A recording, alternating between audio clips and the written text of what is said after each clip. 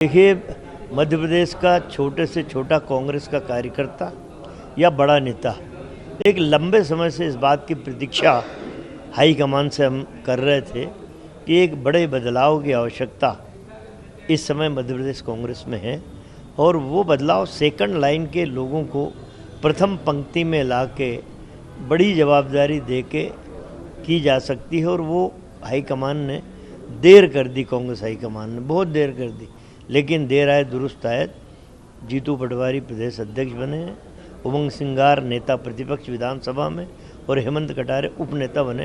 ये तीनों बहुत ही कर्मठ साथी हैं, नौजवान हैं, कुछ कर गुजरने का मादा है।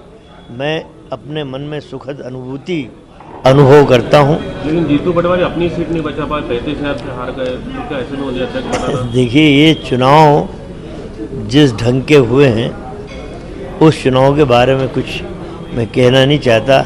उस क्षेत्र के लोग राऊ विधानसभा के अपने दिल पे हाथ रख के बोल दें, क्या जीतू पटवारी बुरे व्यक्ति थे? क्या उनकी कर्मठता में कमी थी? क्या उससे ज़्यादा काम करने वाला नेता शायद मध्य प्रदेश में नहीं है। तो ईवीएम मशीन की जादूगरी से बीजेपी जीत सकती है, वरना बीजेपी कोई चुनाव नहीं जीत सकती। 2024 का चुनाव आ रहा है, लोकसभा, जी हाँ, फिर वापस वो ईवीएम का मुद्दा आएगा सामने। देखिए, मैं कांग्रेस जनों की बात नहीं करता, गांव-गांव से आम आदमी का फ़ोन आ रहा है जिन्होंने इस 2023 के विधानसभा के चुनाव में कांग्रेस को वोट दिए, पूरे के पूरे गांव ने दिए।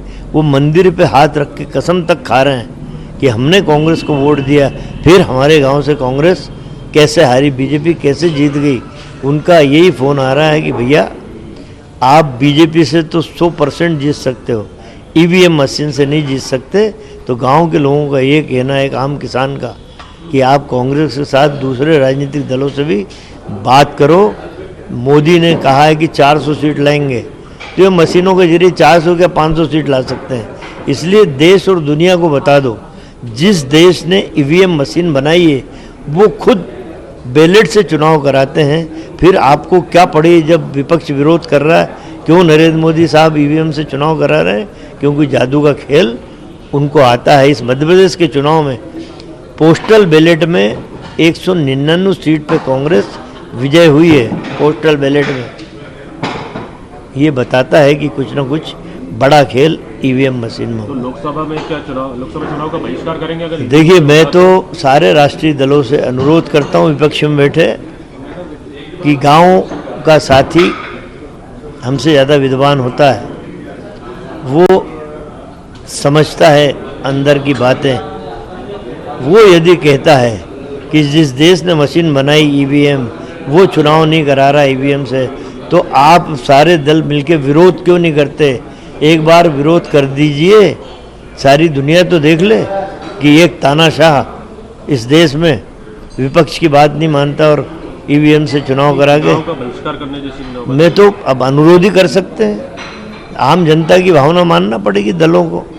2024 का चुनाव में क्या किस तरह से टिकट बंटवारे होंगे और कब, क्या जल्दी करेंगे? देखिए, अभी चूँकि इस बार जल्दी टिकट इसलिए बढ़ जाएंगे कांग्रेस में लोकसभा के कि हाईकमान ने दिल्ली में बैठे हाईकमान ने सारे सूत्र अपने हाथ में ले लिए हैं और वो उन्होंने कवायद चालू कर दी।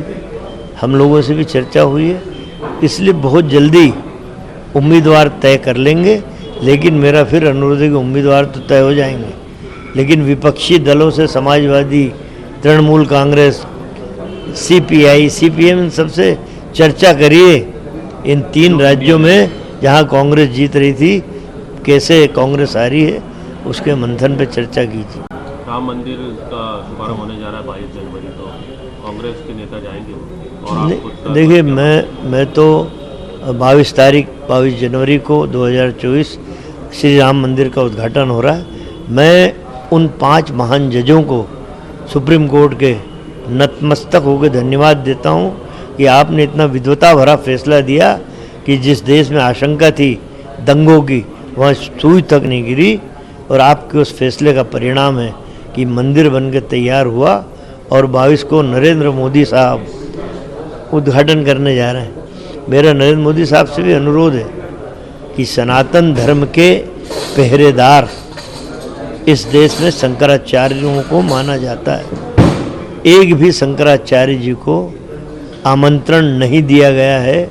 हम राजनीति में काम करने वाले लोग आत्मचिंतन आत्ममंथन कर ले कि हमसे ज़्यादा पवित्र हाथ यदि किसी के हैं तो शंकराचार्य जी हैं। यदि अब मैं तो अभी जा नहीं पा रहा, कोशिश कर रहा हूँ। असल में ये दृश्य हम टेलीविज़न पे देखें तो मैं समझता हूँ कि ज़्यादा आनंद आएगा। वहाँ एक ही जगह खड़े होकर लाखों की भीड़ में शायद हम वो दृश्य भगवान के दर्शन नहीं कर पाए। जातिगत जनगणना की बात हो रही है, बार-बार ये मुद्दा करना चाहिए। जब विपक्ष कोई मांग कर रहा है, इसमें नरेंद्र मोदी साहब को हानि क्या लगती है?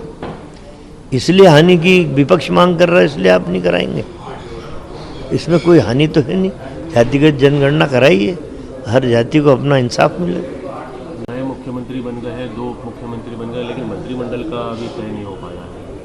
किन लोगों के नाम चल रहे थे, खासकर कैलाश विजयवर्गीय, प्रहलाद पटेल जैसे लोगों को कुछ नहीं मिल पाया। देखिए, मंत्रिमंडल भी बनी जाएगा जब मुख्यमंत्री उप मुख्यमंत्री बन गए हैं। ये कोई आलोचना का विषय मैं नहीं समझता कि होना चाहिए।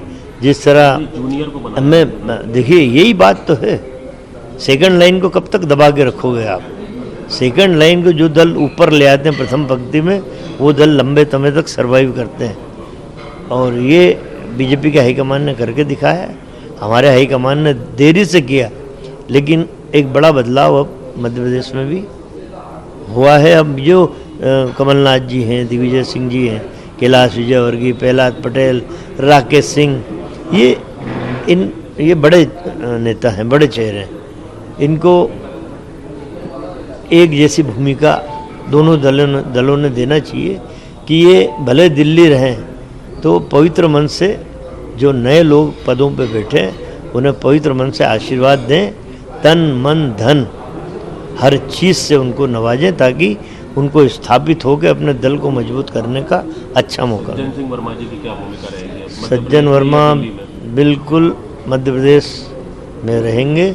अपने तीनों साथियों को, जीतू पटवारी, उमंग सिंगार और हेमंत कटारे को, अपने सब साथियों के साथ मजबूती देने का काम करूंगा, साहस देने का काम करूंगा कि निडर होके राजनीति के उस पथ पे बढ़ते रहो जहां कांटे बहुत हैं, लेकिन उन कांटों से पैर जख्मी होंगे, लेकिन जब मंजिल पे पहुंचोगे तो सर्वजन हिताय बहुजन सुखाय की धारणा को लागू कर पाओगे।